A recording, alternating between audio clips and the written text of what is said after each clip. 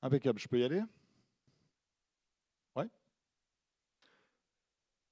Ok, bonjour à toutes et tous. Euh, je m'appelle Nicolas Vivant, je suis le directeur de la stratégie et de la culture numérique de la ville d'Échirolles. Donc je précise tout de suite que je ne suis pas le DSI de la ville d'Échirolles, je suis le chef du DSI de la ville d'Échirolles, mais comme le DSI est là aujourd'hui, il est hors de question que je me fasse passer pour lui. La conf s'appelle Passer au libre, c'est changer de monde. Parce qu'on peut penser que passer au libre, ça consiste en remplacer des logiciels propriétaires par des logiciels libres. Rien que ça, c'est pas simple.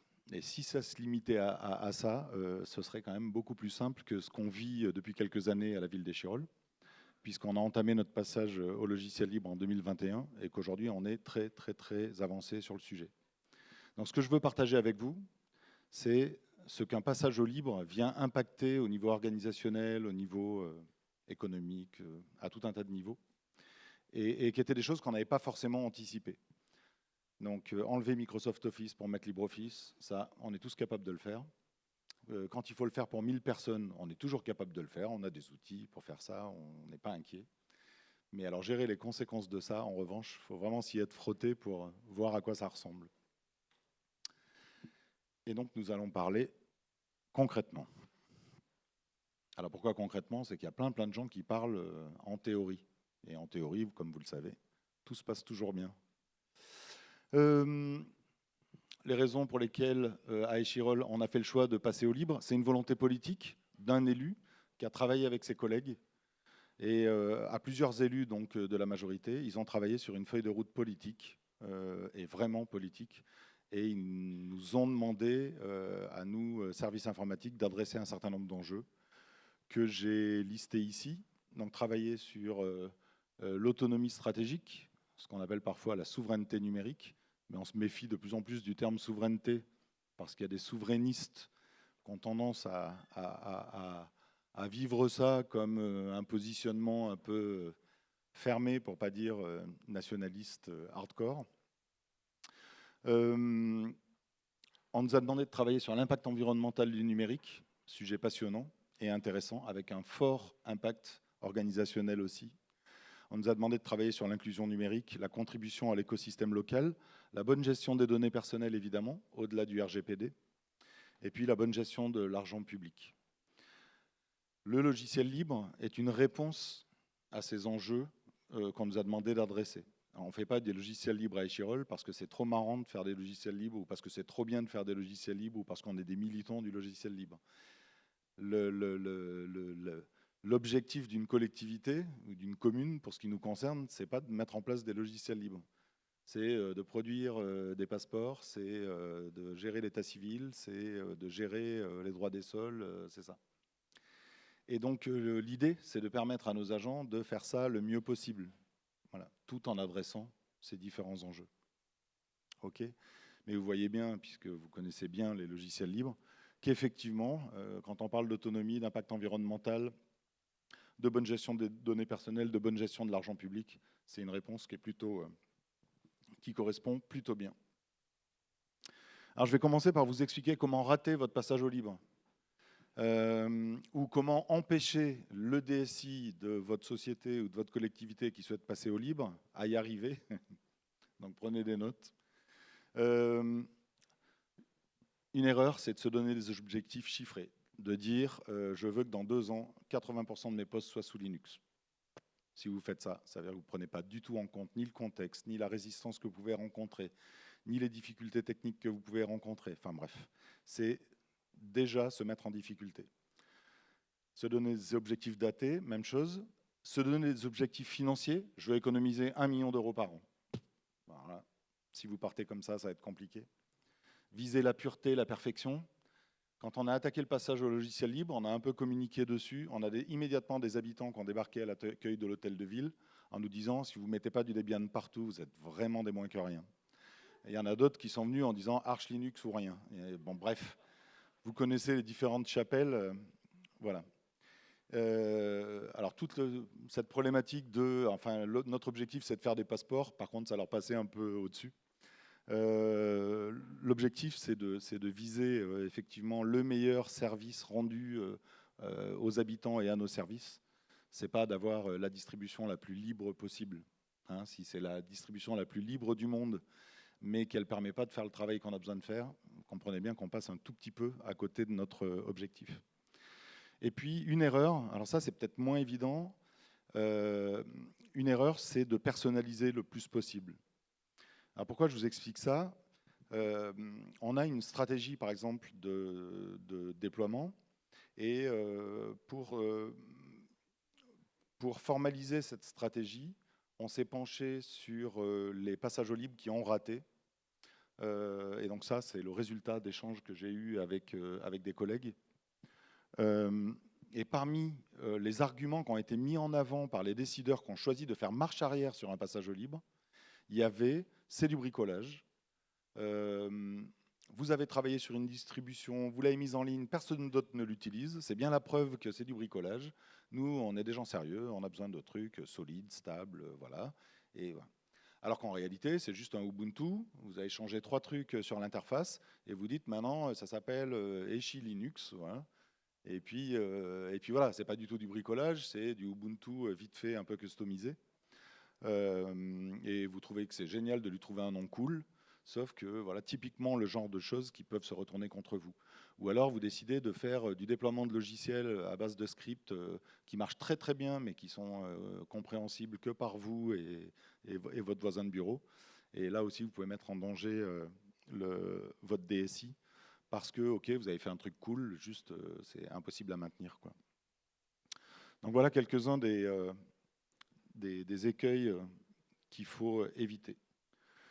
Pour réussir son passage au libre, il faut être fourbe. En fait, si Microsoft a réussi à devenir dominant, par exemple, sur le marché des systèmes d'exploitation, c'est pas parce qu'ils ont été cool, c'est parce qu'ils ont été fourbes.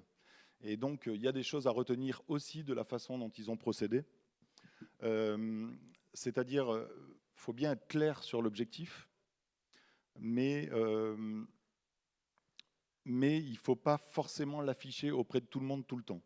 Voilà. La personne qui est à l'état civil et qui gère les passeports, elle n'est pas tenue d'assumer les choix politiques de l'élu. C'est pas les logiciels libres pour elle, c'est pas un enjeu et ça n'a pas à être un enjeu en réalité. Être fourbe, alors exemple de fourberie, impliquer les décideurs. Dans notre stratégie de passage au libre, les premiers qu'on a passé au libre, c'est le directeur général des services, c'est le directeur de cabinet, c'est notre élu, c'est les décideurs. Le premier qui est passé à Linux à la mairie d'Échirolles, c'est le directeur général des services, c'était en 2021. On a attaqué le déploiement de Linux pour nos agents en septembre 2024. Donc ça faisait 3 ans et demi que notre DGS était utilisateur de Linux au quotidien. Comprenez bien que quand vous attaquez le déploiement, ça va être compliqué pour les gens de se tourner vers le DGS en disant il faut pas faire ce truc-là, ça marche pas du tout, c'est pas bien. Alors que lui, ça fait 3 ans et demi qu'il bosse avec et qu'il rencontre pas de difficultés. Exemple de fourberie, quand vous êtes dans une période de bêta-test sur une distribution, impliquez systématiquement les décideurs. Si ça se passe mal, eh ben, assumez. Mais si ça se passe bien, c'est une des choses qui va favoriser le passage au logiciel libre à terme. Et un truc majeur, travailler sur la satisfaction des utilisateurs. C'est le secret.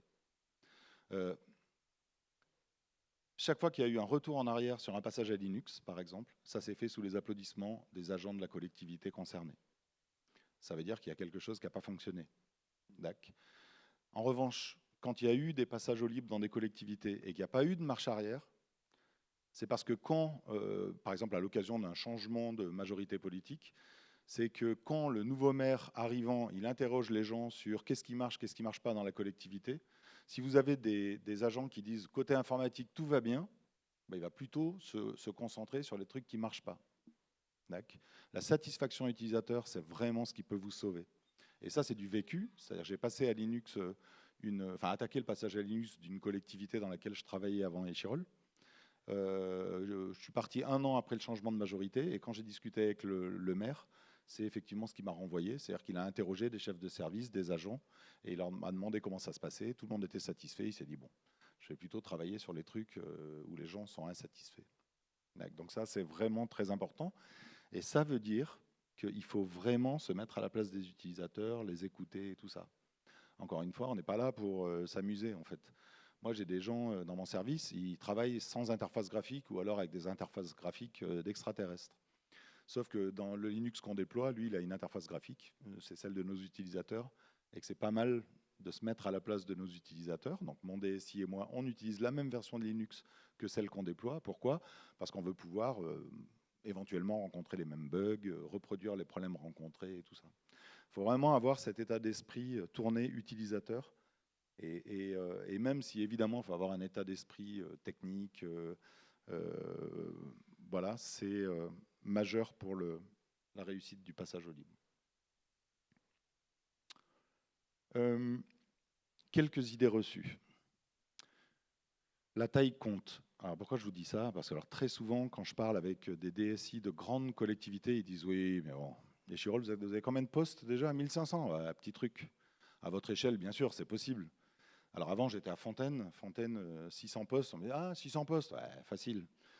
Puis alors vous leur dites mais la gendarmerie, 70 000 postes, ouais, mais la gendarmerie, ils sont aux ordres. Vous leur dites faites, ils font, c'est facile. Ouais. Mais nous, les grosses collectivités, très très compliqué. Alors c'est faux, la taille ne compte pas de la collectivité. Et pourquoi elle ne compte pas? Parce que, bon, on va y venir dans les slides suivants où je détaille un petit peu. Voilà. Autre idée reçue, la résistance au changement des utilisateurs. Je vous garantis que s'ils ont un outil pourri et vous leur mettez un outil super, vous n'aurez pas de résistance. Donc la résistance aux utilisateurs, elle existe. Enfin, quand elle se produit, en tout cas, il faut que vous posiez des questions sur la solution que vous déployez, la façon que vous avez de la déployer. Autre idée reçue. Quand j'arrive en 2021 à Échirol, je ne suis pas accueilli à bras ouverts par la DSI. Il y a des agents qui ont mis des années à obtenir des certifications Microsoft de haut niveau. Quand vous arrivez en disant, bon, écoute, t'es gentil, mais tu vois, les 5 ans que tu as passés, là, bah, ça ne va pas servir à grand-chose parce qu'on va enlever les serveurs Microsoft et on va mettre du Linux. Il ne faut pas s'attendre à ce qu'ils disent, ouais, c'est difficile à vivre pour eux et c'est bien normal. Autre impact direct, vous avez quelque part parmi les 12 personnes de votre DSI un technicien qui est sous Linux et qui bosse sous Linux, et d'un coup, c'est lui qui devient un héros. Ce que je veux dire, c'est que dans les relations interpersonnelles et le respect qui peut s'être mis en place dans l'équipe sur la base des compétences techniques des uns et des autres, il peut se produire des bouleversements qui peuvent être assez mal vécus. D'accord. Je vais y revenir aussi en détail. Il faut communiquer sur le projet en amont. Bien sûr, dites à vos 1000 utilisateurs, demain on va tous passer sous Linux, vous allez voir, ils seront ravis. Et puis, une idée reçue que j'entends énormément, c'est un de mes chevaux de bataille, je me bats beaucoup là-dessus, libre ne veut pas dire gratuit. Si, libre, ça veut dire gratuit en vrai. Enfin, propriétaire, ça ne veut pas dire gratuit non plus, libre non plus, tout ça, ça a un coût, évidemment qu'il y a du travail derrière, évidemment qu'il y a des heures, évidemment qu'il y a éventuellement des contrats de support, mais enfin, quand on dit libre veut dire gratuit, c'est qu'il n'y a pas de coût de licence associé, c'est ça qu'on dit. C'est pas que ça n'a pas de valeur ou que ça coûte pas d'argent de développer un logiciel libre, c'est pas du tout ça. C'est toute chose étant égale par ailleurs, quand vous comparez un logiciel libre avec un logiciel propriétaire, c'est quoi la spécificité? Ben, il n'y a pas de coût de licence. Ou alors vous êtes sur de l'open core et du libre, on va dire de l'open source plus ou moins open, quoi. Mais en fait, c'est comme quand on dit, je ne sais pas, l'entrée à la piscine est gratuite. Ça ne veut pas dire que la piscine, ça ne coûte pas d'argent. Une piscine municipale, ça coûte une fortune. Mais ce n'est pas parce que ça coûte une fortune qu'on ne dit pas aux habitants c'est gratuit. C'est gratuit. Et les logiciels libres, c'est bien gratuit. Pourquoi je le dis? Parce que c'est super important. Enfin, quand vous discutez avec votre directeur financier, c'est quand même un argument de poids, quoi. La maîtrise de votre budget, la baisse des dépenses de la collectivité. Se priver de ça au nom de ah oui, non, mais nous, les codeurs, on bosse. Oui, oui, effectivement, vous bossez, bien sûr. Sur les logiciels propriétaires aussi, les gens bossent. Et ça ne veut pas dire qu'il ne faut pas qu'il y ait des contributions financières et tout ça. Mais se priver de cet argument, je trouve ça vraiment dommage. Alors la taille compte. Ben oui, je suis une grande collectivité, donc j'ai beaucoup plus d'agents qu'à Échirol. J'ai évidemment beaucoup plus d'applications. On entend parler d'adhérence, qui n'existe pas. mais j'ai l'adhérence de Microsoft Exchange avec le logiciel de comptabilité. C'est votre logiciel de comptabilité qui envoie des mails. Il peut envoyer des mails avec n'importe quelle solution de mail. Et donc ça, c'est ce qu'on entend souvent. Mais il faut mesurer que dans une grande collectivité, on a effectivement un projet qui est plus lourd, mais on a aussi plus de gens pour gérer le projet. On a plus de techniciens pour déployer, on a plus de chefs de projet pour suivre le déploiement. Enfin, on a plus de ressources financières, évidemment. Enfin bref. Donc effectivement, l'échelle, c'est pas la même, mais c'est valable aussi bien du point de vue des écueils qu'on est susceptible de rencontrer que des moyens dont on dispose. Quand on est une toute petite collectivité, effectivement, alors moi j'ai trouvé une limite à 5000 habitants. En dessous de 5000 habitants, j'ai jamais trouvé de collectivité qui avait un service informatique. Au-dessus, parfois, il y a un informaticien ou deux, parfois pas. Mais en tout cas, en dessous de 5000, il n'y a pas. Ce qu'il faut mesurer, c'est que les collectivités de moins de 5000 habitants, c'est 33 000 collectivités sur les 35 000 collectivités, enfin 33 000 communes, pardon, sur les 35 000 communes qui existent en France. Il y a 2000 communes en France qui ont plus de 5000 habitants. Donc on peut considérer qu'en gros, il y a 2000 communes qui ont un service informatique ou au moins un informaticien, bref, quelqu'un qui gère. 33 000, ce n'est pas le cas. Et donc, qu'est-ce qui se passe? Eh bien, elle s'appuie sur des prestataires. Ça veut dire quoi? Ça veut dire que le passage au libre d'une petite commune, c'est d'abord le choix d'un prestataire qui est capable de faire un passage au libre. Et ce n'est pas toujours simple. Il y a des communes qui peuvent être très isolées, avec des prestataires qui en réalité sont un auto-entrepreneur qu'on connaît, qui est là, et qui gère les 3 PC dans l'école, les 10 PC à la mairie, voilà. Mais là, l'enjeu, il est là. Donc vous voyez bien que entre une grande ville, type, je ne sais pas moi, Toulouse au hasard, une ville moyenne, type Échirolles, ou une petite ville, il y a toujours moyen de faire un passage au libre. Simplement, on ne le fait pas du tout de la même façon et pas avec les mêmes moyens.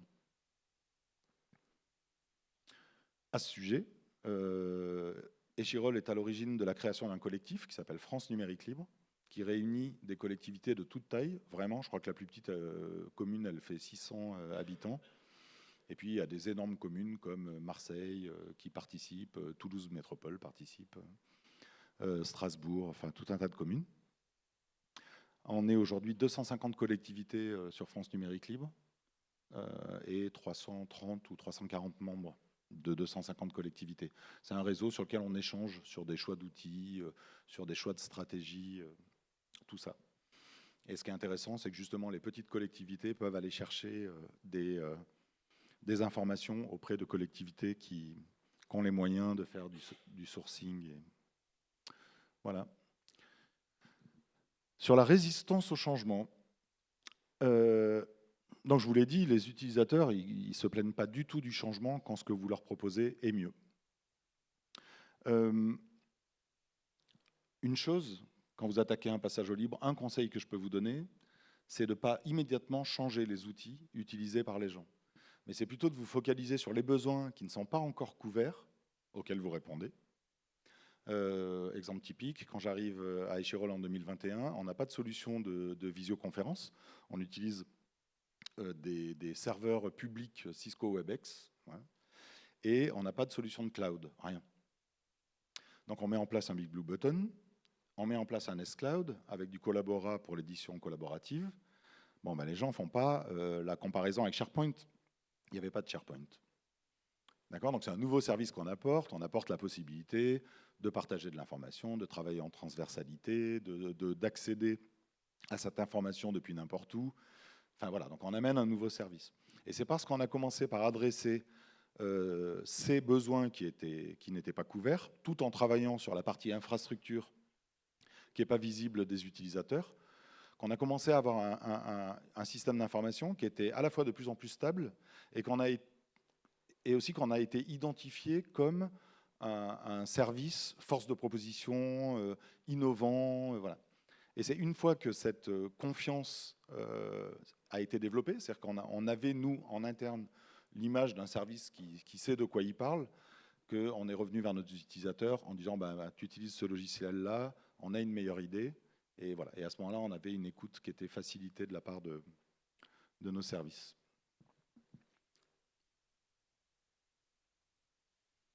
Alors ça, c'est une des idées reçues qu'on entend le plus souvent.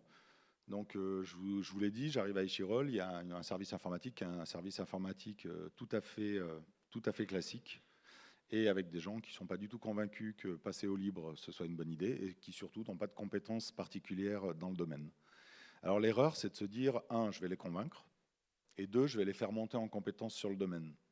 C'est la face nord de l'Everest. Ça ne marche pas, en fait. Plusieurs choses. Bien préciser qu'il y a un projet et qu'on va essayer de le mettre en œuvre. C'est-à-dire qu'il n'y ait aucun doute dans l'équipe sur le fait que c'est la direction qu'on prend. Pourquoi ? Pour donner une opportunité aux gens que ça n'intéresse pas du tout, peut-être d'aller voir ailleurs. Prendre le temps d'installer les logiciels libres dans votre système d'information pour que non seulement les utilisateurs, mais aussi votre équipe puissent appréhender les nouveaux outils techniques que vous déployez. Mais majeur, repenser son recrutement.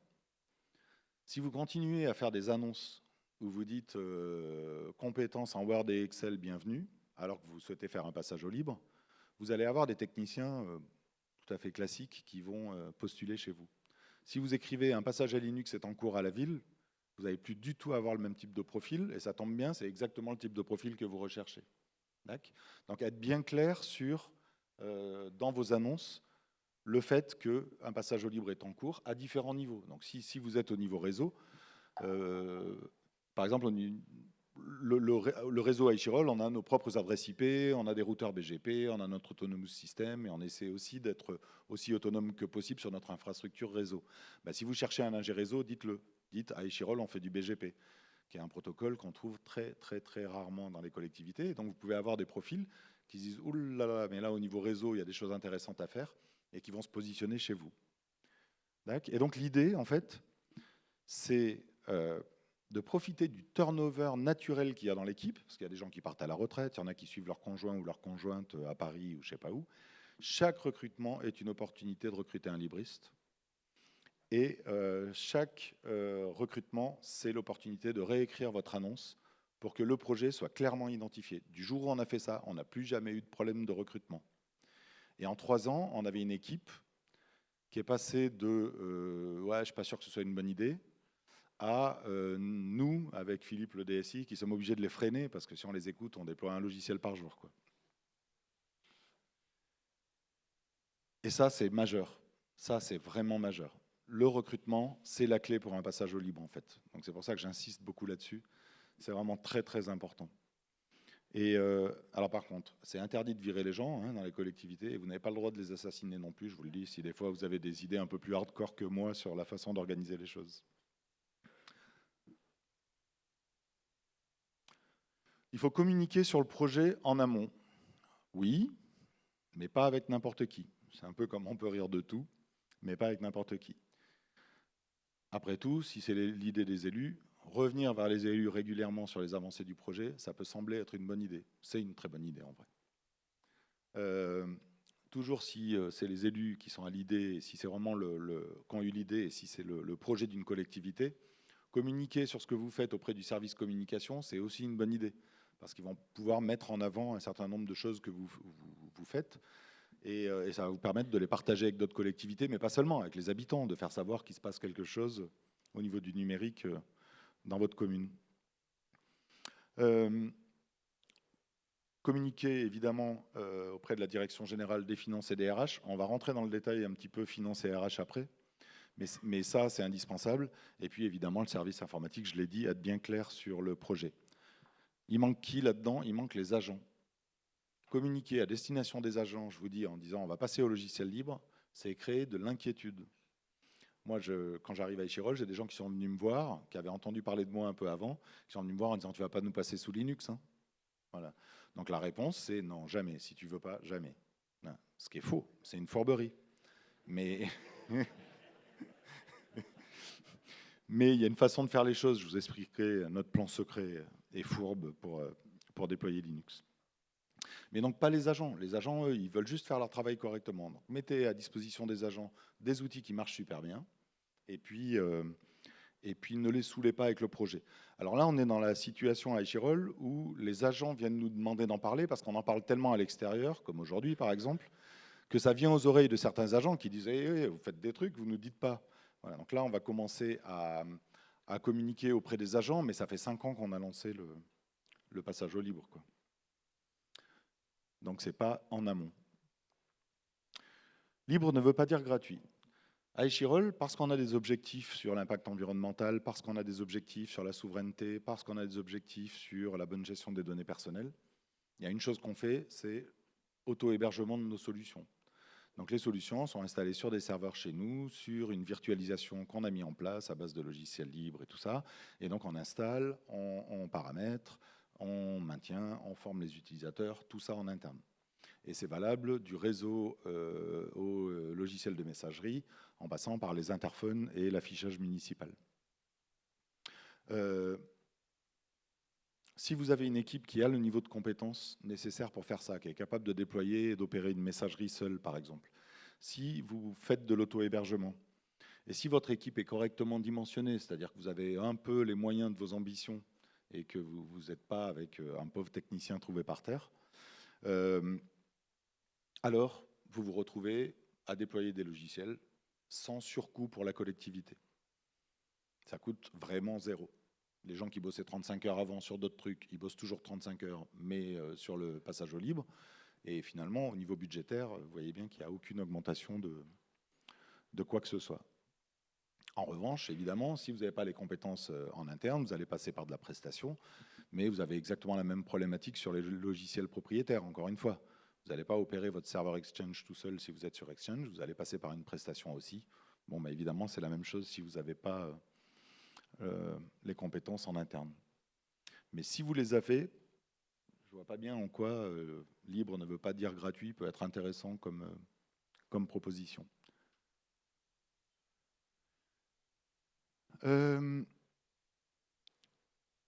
Passer au libre, donc, je l'ai dit en tout début d'intervention, ça a un certain nombre de conséquences. Et ces conséquences, elles n'avaient pas été forcément anticipées chez nous. Et donc, on s'est retrouvé face à des problématiques qu'il a fallu résoudre. Et c'est pour ça que je les partage avec vous. C'est que si vous vous retrouvez un jour à gérer un projet de passage au libre avec un nombre de postes comme ça un petit peu important au sein d'une entreprise ou d'une collectivité, il y a des choses qu'il faut savoir. Pour ça, il faut comprendre le fonctionnement d'une DSI classique. Dans une DSI classique, et quand je suis arrivé à Échirol, c'était comme ça, ce qui se passe, c'est que d'année en année, évidemment, on fait un budget, donc il y a une période de préparation budgétaire, et pendant cette période-là, qui se produit en septembre chez nous, eh ben, la DSI à l'époque à Échirol écrivait à l'ensemble des services en disant quels sont vos besoins en numérique cette année. Et les services répondaient en disant bah, moi j'ai besoin d'un logiciel, moi j'ai besoin qu'on mette à jour mon logiciel, moi j'ai besoin de 10 PC supplémentaires, moi j'ai besoin des tablettes, de ce que vous voulez, voilà. Donc la DSI, elle faisait ça, elle récoltait comme ça les besoins des services, elle les chiffrait, et ensuite elle remontait ça au niveau de la direction générale et des élus qui tranchaient en fonction des moyens dont on disposait. Donc ils pouvaient dire, là ça nous semble important, on va mettre l'argent et ce projet-là on le fait cette année, mais ce projet-là on va attendre un an de plus par exemple, ou on ne va pas le faire parce que c'est une mauvaise idée. D'accord ? Ça a un grand intérêt, c'est qu'une fois par an, avec les décideurs, vous faites un point sur vos projets. Et à l'issue de cette période de préparation budgétaire, vous avez votre feuille de route pour l'année. Vous savez exactement ce sur quoi vous allez travailler, et ce sur quoi vous allez travailler, c'est ce qui a été budgété.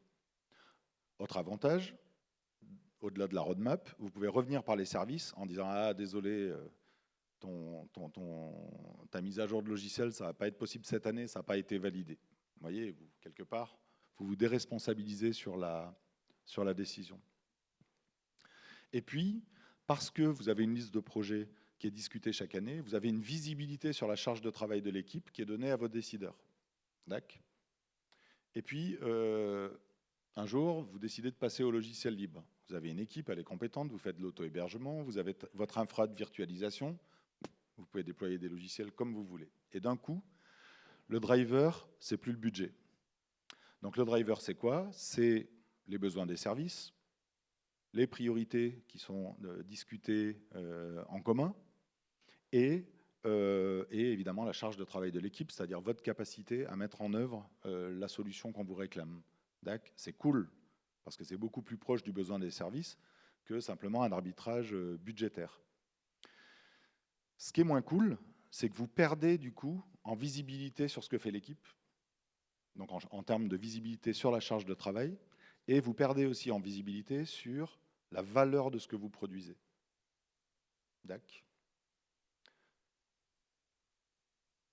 Vous maîtrisez vos coûts, ça c'est la bonne nouvelle.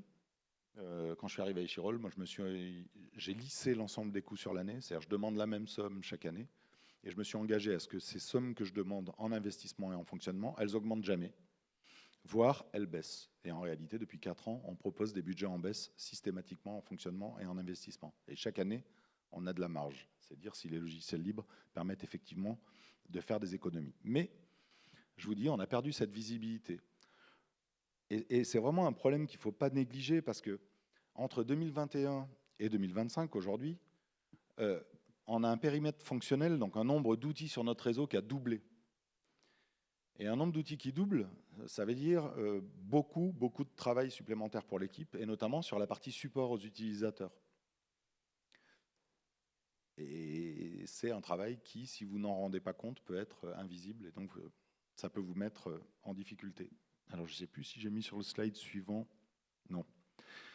Donc la façon de gérer ça, donc quand je suis arrivé, on m'a donné cette feuille de route politique dont je vous ai parlé sur la première diapo, et on m'a demandé de rédiger un schéma directeur pour la ville, pour la durée du mandat, c'est-à-dire 2021-2026.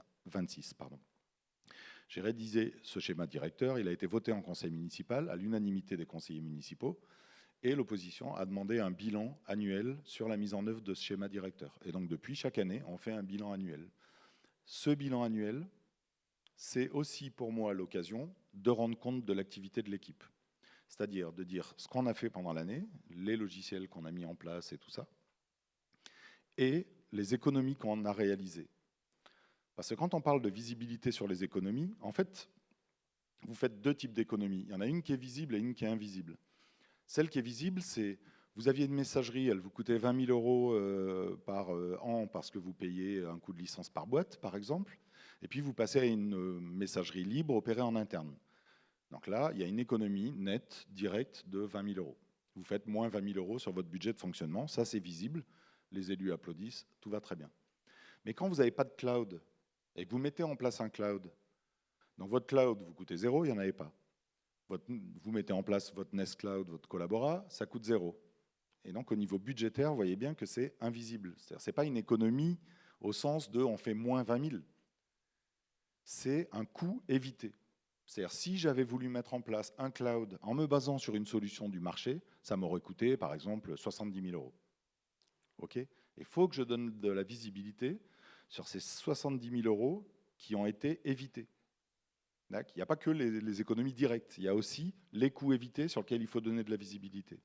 Et la façon de faire ça, c'est quand vous mettez en place un logiciel, Big Blue Button par exemple pour la visio, eh ben vous pouvez faire ça en ligne ou passer par un prestataire, faire des devis pour les solutions qu'on trouve habituellement sur le marché. Donc nous, par exemple, on a 1000 utilisateurs à Échirol, je vais faire un devis pour 1000 licences Zoom. Et puis je vais faire un devis pour 1000 licences Teams avec juste la vidéo. Je vais faire une moyenne des deux. Et je vais dire, en gros, ça, c'est la valeur de mon Big Blue Button. Et donc j'ai un tableur comme ça, sur Calc, où au fur et à mesure que je déploie des solutions, je mets en face les coûts évités. Et donc on dit souvent à Échirol qu'on fait 350 000 € d'économie par an, mais dans ces 350 000 €, en réalité, il y a 150 000 € d'économie réelle, de coûts directs, et il y a 200 000 € qui sont des coûts évités. Mais c'est très important de donner de la visibilité sur les deux, parce que sinon on ne se rend pas compte. Et ça aussi, encore une fois, je vous dis, c'est quelque chose qui n'avait pas du tout, c'est un écueil. En fait, on s'est retrouvé face à cet écueil-là le jour où vraiment l'équipe était sous l'eau et on avait besoin, pour la première fois, de demander une création de poste au support. Et c'est là qu'on s'est dit, bon ok, la charge de travail a augmenté, mais ils ne savent pas du tout, eux, comment on peut faire. Voilà, et c'est là qu'on a mis en place ce type d'outil. Et la contribution, vous allez me dire, parce que nous, on utilise des dizaines pour pas dire des centaines de logiciels libres à Echirol. Vraiment énormément, vraiment, vraiment. Et donc on pourrait se dire que, génial, on profite bien de l'open source et des logiciels. On fait nous-mêmes, donc on ne paye pas de prestations. Donc en termes de contribution, c'est pas très très bien. Et évidemment, c'est une question qu'on s'est posée, comment on peut contribuer? On pourrait dire, tout ce qu'on fait en interne, on va le publier sur une forge, puis voilà, et ça sera à la disposition des gens et tout.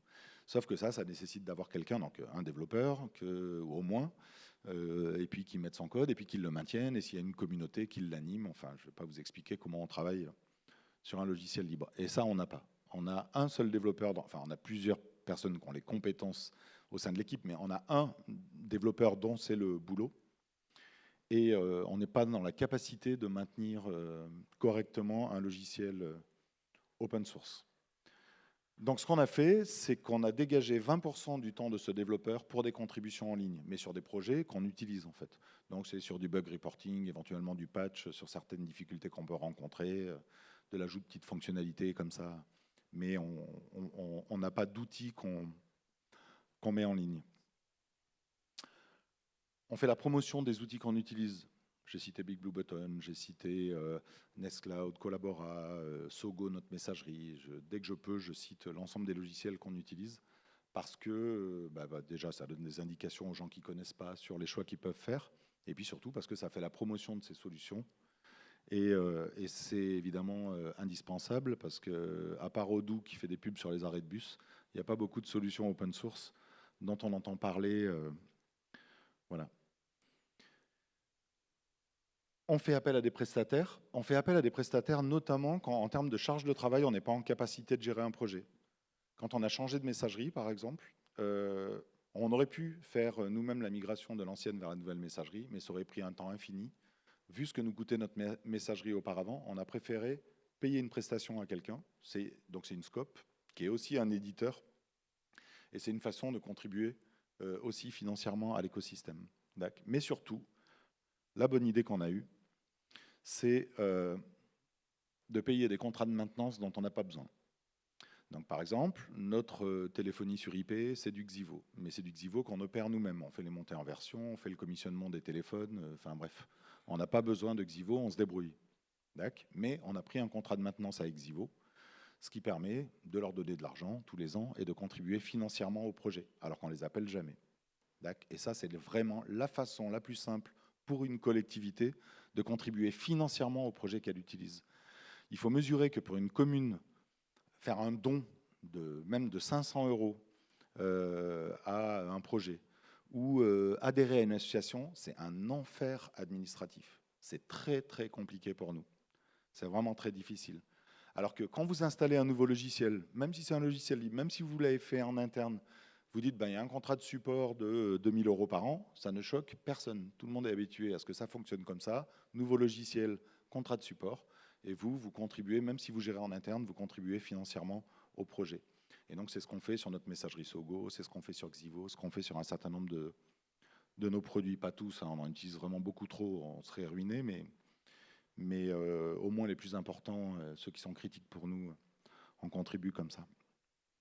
Il y a un autre truc que ça change qui est complètement, qui est un vrai bonheur, je vous le dis, c'est que votre relation avec les commerciaux change. Je ne vais pas citer de nom parce que voilà, pour pas les mettre en difficulté, mais il est arrivé qu'on ait un contrat de maintenance comme ça qu'on n'utilisait pas, mais qu'on payait dans une boîte et qu'on vienne nous voir en disant on a un petit changement là sur le périmètre de notre offre. Donc l'année prochaine, ça sera plus 5 000 €. Le contrat de maintenance, ça sera 10 000. Et nous, on a dit, oui, non, mais alors attendez, il faut qu'on vous explique. Non, ça sera soit 5 000 €, soit 0, mais pas 5 000 ou 10 000. Ça n'existe pas. Regardez le nombre d'appels qu'on a fait chez vous, qui est à peu près 0. Là, on est dans de la contribution. Donc nous, c'est très simple, passer à 0, ça ne nous pose aucun problème. Et donc voilà, laissez passer 48 heures de réflexion, et puis vous avez le commercial qui vous rappelle en disant, écoutez, on a bien réfléchi, en fait, on s'est dit que pour nos anciens clients, peut-être rester sur des conditions... Je vous assure que c'est vrai, c'est du vécu, et c'est pas vécu qu'une seule fois. Et c'est un bonheur parce qu'on a le sentiment d'avoir, avec nos prestataires qui font un excellent boulot par ailleurs, hein, je ne dis pas ça pour me moquer d'eux, on a le sentiment d'avoir une relation un peu équilibrée, de ne pas être dans une relation de dépendance, mais plutôt d'être dans une relation de bon voisinage. Voilà. Ça, dans une vie de DSI, je vous assure, c'est quelque chose que vous n'avez pas souvent l'occasion de vivre. Si vous êtes chez Microsoft, par exemple, je vous encourage à tenter le coup, vous allez voir, ça ne va pas très bien se passer.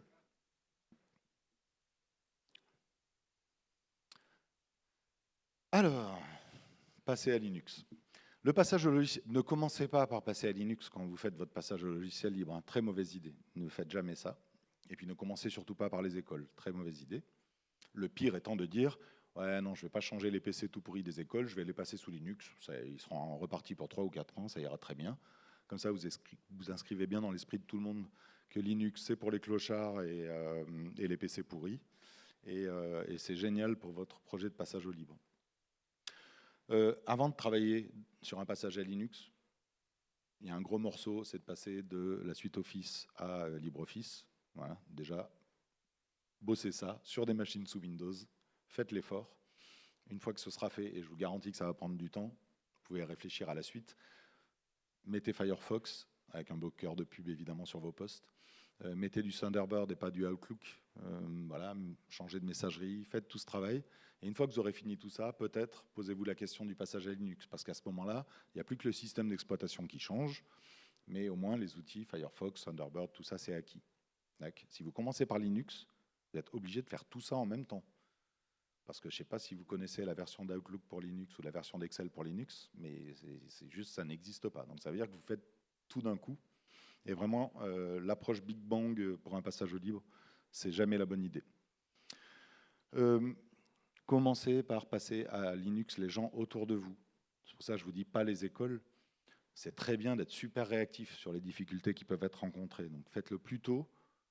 Si vous êtes une commune, par exemple, dans l'hôtel de ville, c'est-à-dire trouver un service ou des gens un peu volontaires autour de vous et commencer comme ça, quoi. L'idée étant que quand vous vous adressez à des structures qui sont un peu plus lointaines, vous avez déjà la compétence, votre solution elle est éprouvée et tout ça, et donc vous arrivez avec vous plus tranquille, et puis un discours aussi qui est plus tranquillisant pour ces gens qui sont un peu éloignés du support et de là où vous vous trouvez. Prenez le temps de faire les choses. Quand je disais pas d'objectif daté, pas d'objectif chiffré, ça veut dire, ça vous permet d'adapter la vitesse de déploiement aux difficultés que vous pouvez rencontrer. Ces difficultés, ça peut être des difficultés techniques évidemment, ça peut être de la résistance des gens, des craintes, ça peut être des besoins de formation, enfin ce que vous voulez. Nous, le seul engagement qu'on a pris à Echirol, c'est qu'il y aura plus de Linux l'année prochaine dans notre réseau que cette année. C'est le seul engagement qu'on a pris et qu'on arrive à tenir. Mais on n'a pas dit, on sera... En vrai, oralement, quand on en discute, on a un peu des idées de la vitesse à laquelle on va déployer, mais il n'y a pas d'engagement formel de prix sur le sujet. Vous n'obtiendrez jamais 100% de machines sous Linux. Jamais. N'imaginez pas une seule seconde ça. Si vous y arrivez, la marche arrière va être terrible, je vous le dis. L'exemple, l'enfer sur Terre, le truc impossible, c'est les 2 infographistes de la mairie qui sont sous Mac avec Adobe, Photoshop et InDesign et tout ça. Commencez par eux. Vous pouvez le faire seulement si vous êtes suicidaire et que vous tenez absolument à pourrir votre passage au libre. En réalité, l'impact culturel pour eux, il est tellement monstrueux que surtout, ce n'est pas par eux qu'il faut commencer. Et si vous avez 1000 PC à passer à Linux, honnêtement, si vous en passez 998 et qu'il reste les 2 infographistes avec leur Mac, vous pouvez légitimement dire qu'en gros, vous avez passé la ville sous Linux. Hein ? En clair, commencez par ce qui est simple. Ne vous posez pas tout de suite la question de « oulala, mais ici, ça va être très très compliqué ». Si c'est très très compliqué, laissez tomber. Faites ce que vous pouvez faire facilement. Et il vous faut une stratégie. Très important, partez pas comme ça à la fleur au fusil. Une stratégie que vous allez pouvoir exposer dans des événements comme celui-ci, mais pas devant les agents. Hein. Je vous dis, c'est une fourberie. Donc, premier truc, choisir la meilleure distribution pour votre environnement. Quand je vous disais qu'il y a des habitants qui sont venus nous dire si vous ne mettez pas du Debian, vous êtes des moins que rien, c'est vrai. Mais en fait, il y a des distributions qui sont plus ou moins bien adaptées à votre activité et surtout à votre système d'information tel qu'il est. Quand vous êtes sur un déploiement de Linux comme nous qui prend du temps, qui prend son temps, ça veut dire que pendant très longtemps, vous allez être dans un environnement qui sera un environnement hybride avec du Windows, du Linux. Même chose au niveau de votre infra. Ça veut dire que donc la distribution que vous allez déployer, il faut qu'elle puisse fonctionner correctement dans un environnement où, par exemple, vous allez avoir toujours votre Active Directory sur Microsoft parce que vous n'avez pas eu le temps de migrer votre annuaire, et ça marche. Voilà. Ou vous allez toujours avoir votre messagerie propriétaire pendant quelques années parce qu'on ne peut pas tout faire d'un coup, encore une fois, et il faut que ça marche. Et donc, en fonction du contexte de chacune des collectivités, les distributions sont plus ou moins adaptées. Les trucs auxquels il faut penser, essayer de minimiser l'effort de formation, bien travailler son ergonomie, l'intégration dans le SI, j'en ai parlé, et pas de bricolage, j'en ai parlé tout à l'heure. Partez sur une distribution du marché, enfin quand je dis du marché, qui existe. Dites pas j'ai fait un Esch Linux, très mauvaise idée. Dites j'utilise Ubuntu, j'utilise Zorin, j'utilise Pop! OS, j'utilise Mint, j'utilise voilà. Parce que je vous dis, le jour où les décideurs vont se poser des questions sur le projet, vous pouvez dire, attendez, Mint, c'est utilisé par des millions de personnes dans le monde, c'est pas du bricolage qu'on a fait nous. Le choix de la distribution, une bonne façon de le faire, c'est de le faire en équipe en fait. C'est-à-dire que moi j'ai donné 3 mois à mes agents, à une époque où ils étaient tous plutôt pro Windows, en leur disant, vous avez 3 mois, voilà un portable chacun, essayez le plus de distribution possible, et après on fait concours de distribution, chacun vient avec celui qui pense être la meilleure, on compare, et on en choisit une tous ensemble. Et il se trouve que chez nous, dans l'environnement qui était le nôtre à ce moment-là, c'est Zorin OS, qui est la distribution qui est sortie de ces échanges. C'est important parce que du coup, c'est le choix d'une équipe. C'est pas moi qui débarque en disant, à mon avis, la bonne distribution, c'est celle-ci. C'est le choix d'une équipe. Et ça, c'est super important. D'autant plus que cette équipe, c'était des Windowsiens comme nos utilisateurs. Donc, c'est-à-dire pour un environnement qui était le nôtre à ce moment-là, c'était vraiment la meilleure. Donc ça, c'est le choix. Gros travail en interne sur le choix d'une distribution, sur l'ergonomie, sur l'intégration dans le système d'information, l'annuaire, tout ça. Deuxième étape, un bêta-test. Ce que je vous disais tout à l'heure, vous choisissez, selon la taille de votre collectivité, une dizaine de personnes, une vingtaine de personnes, qui sont volontaires pour participer à ce bêta-test, et vous les passez sous Linux. C'est là qu'on a passé notre directeur général des services. D'accord. Avec des décideurs ou des décideuses donc dedans. Cette phase de bêta-test, il ne faut pas hésiter à la faire durer un peu. OK. Troisième étape, un plan de volontariat. Donc qu'est-ce qu'on a fait? On a fait un mail à l'ensemble des agents, on a fait un article sur l'intranet en disant si vous voulez passer à Linux, demandez-nous, on vous l'installe, on le maintient. Quand on a fait ça dans le service, les gens n'étaient pas convaincus que ça allait se bousculer. En réalité, cette étape-là, elle vous permet en gros de passer 10% de votre parc sous Linux, ce qui n'est pas rien du tout. Sur un parc de 1000 machines, ça veut dire, enfin 1500, ça veut dire que vous pouvez aller jusqu'à 150 postes qui sont déployés dans un contexte où vous n'avez aucune résistance au changement, puisque c'est les gens qui l'ont réclamé.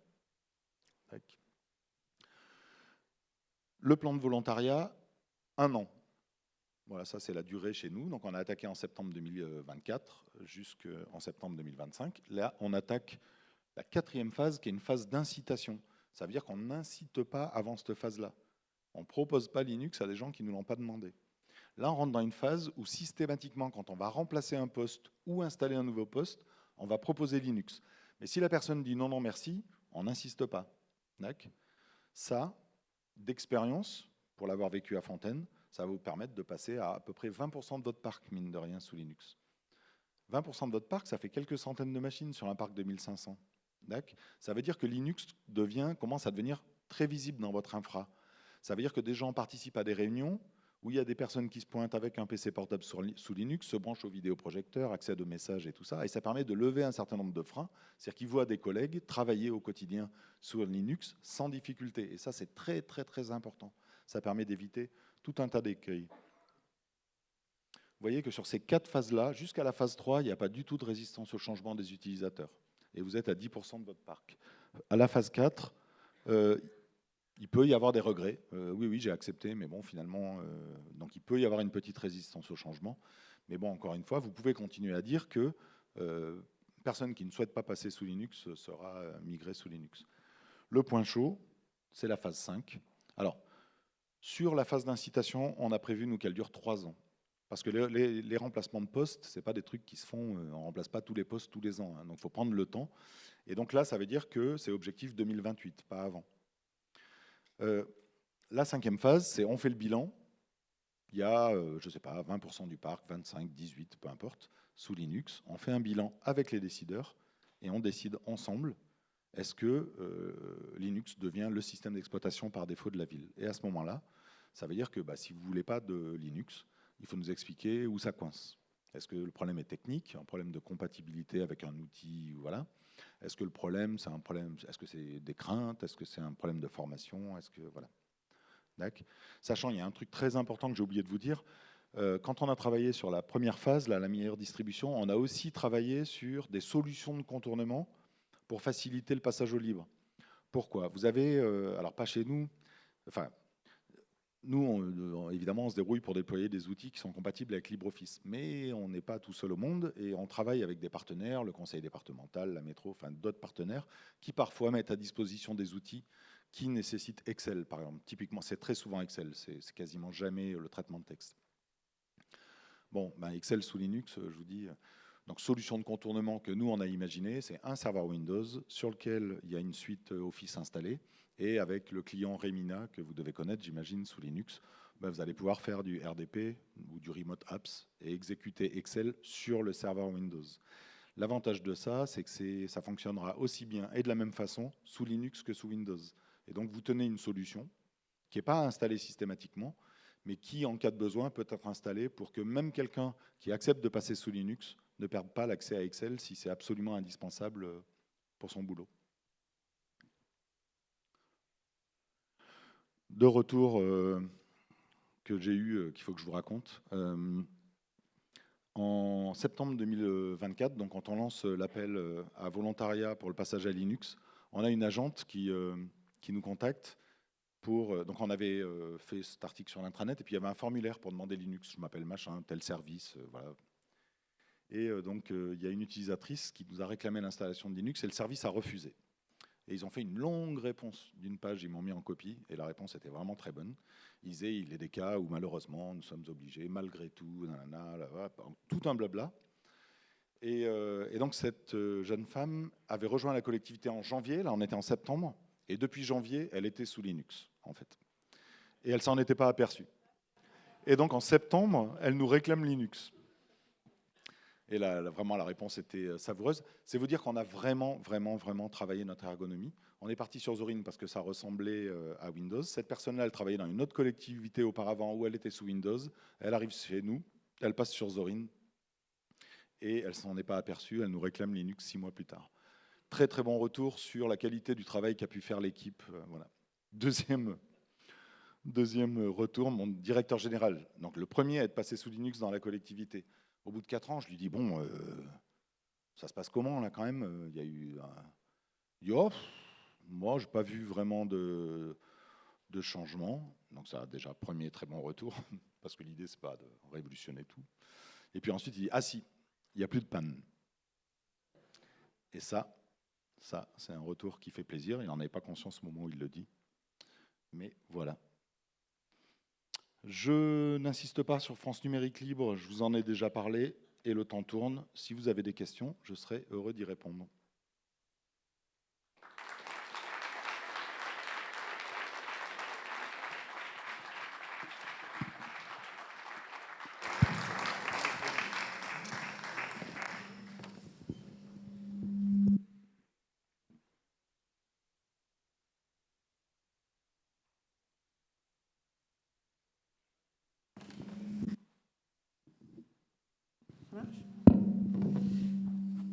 Oui, bonjour. Merci pour cette conf que j'ai beaucoup appréciée. C'est pas une question. Vous l'avez à peine effleuré, c'est la migration de la gendarmerie française. Donc, est-ce que vous pouvez un petit peu plus en parler par rapport justement au nombre même si ce n'est pas une institution comme la vôtre ou une commune? Alors, c'est pas moi qui ai géré ça du tout, hein, Oui, c'est oui, je la sais. Oui, gendarmerie, et effectivement, ils en parlent assez rarement. oui. Donc, ils ont passé systématiquement tous les PC dans les gendarmeries sur Ubuntu, sur une version qu'ils ont appelée Genbuntu, mais c'est du Ubuntu, un peu adapté. Et ça représente, alors j'étais resté à 70 000 postes, mais il me semble que c'est supérieur C'est maintenant, plus, ouais, je pense. 80 ou 90 000 postes. Mm. Et donc voilà, je ne sais pas trop quoi dire d'autre. Si, un truc qui est intéressant, c'est que j'ai eu l'occasion de discuter avec la personne qui a géré le projet, et notamment de sa stratégie de déploiement. Et on a réalisé qu'on avait plein de choses en commun. Et notamment un truc, c'est de rendre Linux désirable. C'est-à-dire, il faut que les gens qui passent sous Linux aient le sentiment que c'est mieux. Et qu'est-ce qu'il y a de mieux sur Linux que sur Windows? Et donc ça aussi, c'est un travail qu'on a fait. Par exemple, quand vous faites une mise à jour, sous Linux, ça prend 2 minutes. Sous Windows, ça prend entre 20 minutes et 2 heures. Quand vous faites une recherche d'un fichier sur votre machine sous Linux, ça prend 2 secondes. Sous Windows, vous avez une barre bleue, là, vous savez, qui n'a pas de fin. En général, vous partez avant d'avoir trouvé ce que vous recherchiez. Bon, ben voilà, ça c'est typiquement le type de démonstration qu'on fait sur la gendarmerie. C'était exactement là-dedans aussi. C'est-à-dire comment on peut montrer aux gens que ce qu'on s'apprête à leur proposer, c'est mieux que ce qu'ils avaient auparavant. Donc voilà l'exemple. Quand le colonel est parti à la retraite, pardon, Oui, oui. moi j'ai croisé des gendarmes, je leur dis bon bah maintenant comment vous faites? Elle me dit non mais c'est pareil. Oui, oui, bien sûr. Ils ont Ça a changé continué. plein de fois. Alors c'est pour ça que je fais le parallèle parce que je pense qu'il n'y a pas qu'une mairie, c'est la gendarmerie française. Ouais. Tout le monde ne le sait pas, c'est bien de le mettre en avant. Il y a eu un travail identique comme ça, un cheminement, une montée en puissance Tout à de fait. ce côté-là vers le libre qui est remarquable. Il y avait une vraie stratégie réfléchie, déployée systématiquement. Ils ont pris le temps. Enfin, ça allait vite, hein, mais par rapport à 5 ans, ouais, par rapport au nombre de postes qu'il y avait, ça allait très vite. Mais c'était progressif. Enfin, bon, je ne vais pas rentrer dans les détails parce que c'est vraiment long, mais il faudrait 1 heure pour expliquer le projet, mais c'est assez exemplaire. Ouais, ouais, ouais. Bah, je me suis beaucoup inspiré. Je vous dis, on échange. Hein.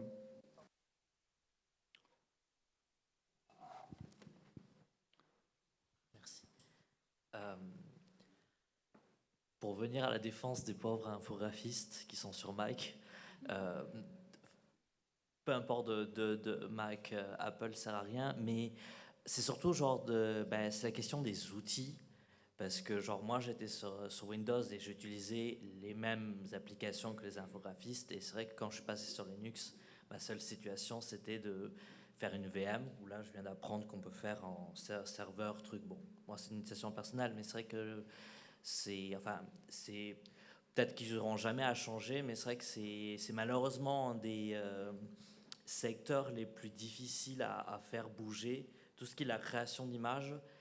Parce que c'est vrai que c'est quand même des trucs très très spécialisés et bon bah voilà quoi, quand Adobe sort une application, elle est à point, donc c'est vrai que Puis c'est un milieu, en vrai, pour 90% des besoins, vous prenez un GIMP à la place d'un Photoshop, un Inkscape à la place d'Illustrator et un Scribus à la place de InDesign, et vous faites le taf. Hein.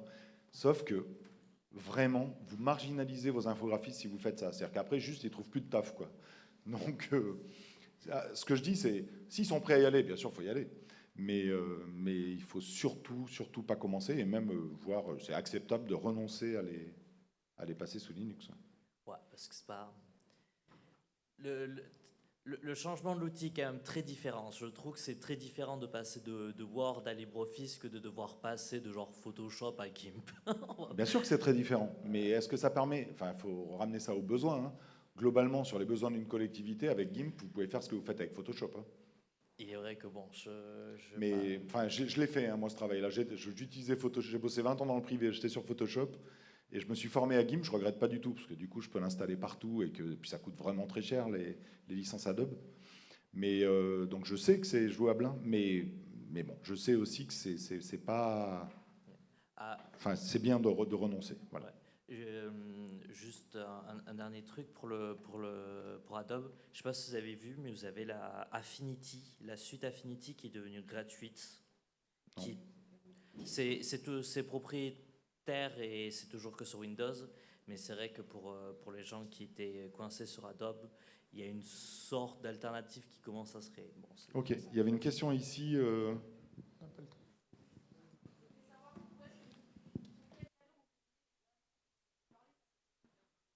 Ah, les annonces, bah, les collectivités, on les publie tous sur le même truc en fait. Donc vous avez choisir le service public qui est et puis emploi territorial. Voilà. Et puis on fait aussi, on en parle aussi sur Mastodon, on en parle aussi sur LinkedIn, malheureusement, on en parle aussi sur Blue Sky. Bon, c'est bon, parce que là, on va mettre tout le monde à la bourre. Merci. Et puis surtout, c'est la pause.